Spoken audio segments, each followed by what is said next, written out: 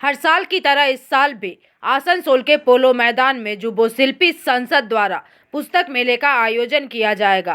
प्राप्त जानकारी के अनुसार यह पुस्तक मेला 9 जनवरी से 18 जनवरी तक चलेगा और आज इसे लेकर पुस्तक मेले के आयोजक संस्था की ओर से एक संवाददाता सम्मेलन का आयोजन किया गया तथा इस दौरान पूरी जानकारी साझा की गई। আমার সাংবাদিক বন্ধুদের আপনারা জানেন আজকে আমরা আপনাদের সাথে মিলিত হয়েছি 42তম আসানসোল বইমেলার, যেটা আমরা যুব শিল্পী সংসদের তরফ থেকে পরিচালনা করি। আগামী 9 থেকে 18 জানুয়ারি আসানসোল পোলো গ্রাউন্ডে এই বইমেলা অনুষ্ঠিত হবে।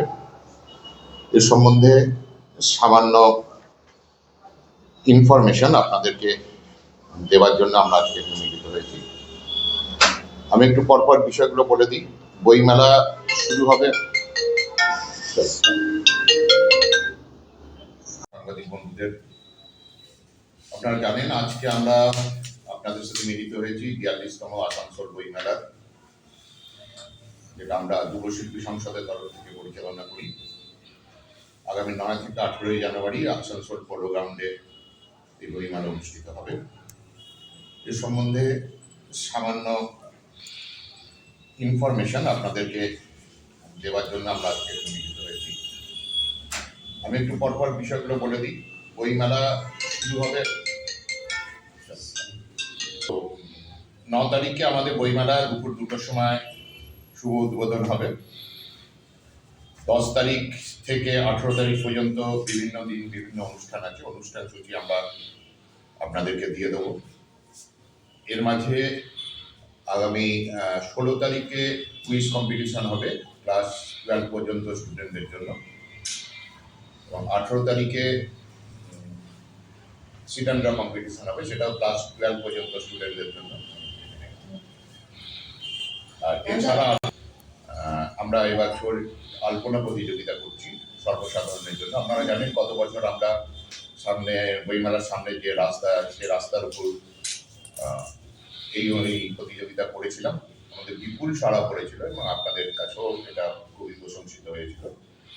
কিন্তু যেহেতু এবারে প্রতিযোগীর সংখ্যা অনেক বেশি হচ্ছে, অনেকেই আসতে চাইছে নাকি, সেই জন্য আমরা এটাকে মাঠে নিয়ে গেছি এবং সেখানেই আমরা এই আলপনা প্রতিযোগিতা করবো, যেটা এবছরের নতুন এর মধ্যে ঢুকবে আর কি। এছাড়া আগামী 17 তারিখ আমাদের সঙ্গীত অনুষ্ঠান আছে। বিশেষ ব্যাপারগুলোকে একটু বলছি আর কি, যদিও আমাদের কাছে সবাই বিশেষ। 17 তারিখ সঙ্গীত অনুষ্ঠান আছে, ওখানে সাগ্নিক ঘোষ গান করবেন, সাগ্নিক সেন গান করবেন, এবং 18 তারিখ দীপ চ্যাটার্জি গান করবেন। দীপ চ্যাটার্জি সারেগামা পাতাটা দীপ চ্যাটার্জি গান করবেন।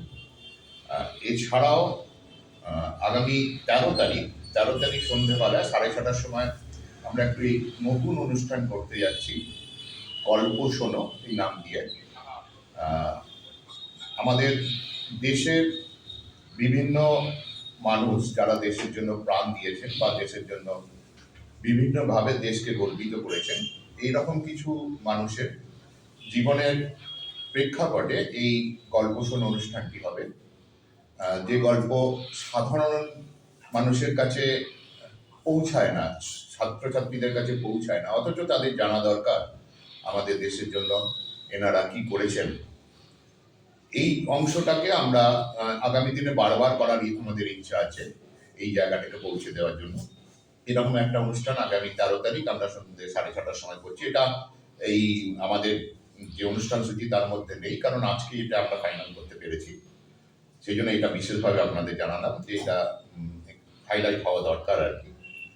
এছাড়া আমাদের এই যে 10 দিনের অনুষ্ঠান, এতে প্রায় 300 জন শিল্পী অংশগ্রহণ করবেন বিভিন্ন দিনে।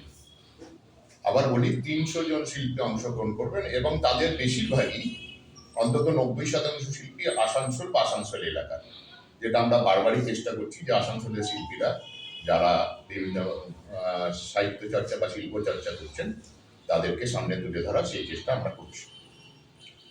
মোটামুটি বিষয়টা এটাই। এরপর আপনাদের যদি কোনো প্রশ্ন থাকে তাহলে আমরা তার চেষ্টা করবো উত্তর দিতে। উদ্বোধনের দিনটা কি হবে একটু যদি বলে দেন।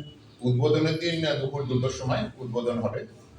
উদ্বোধন করবেন যারা আসানসোল বইমেলাকে ভালোবাসেন এরকম যেসব মানুষ মাঠে উপস্থিত থাকবেন তাদের মধ্যে কেউ উদ্বোধন করবেন।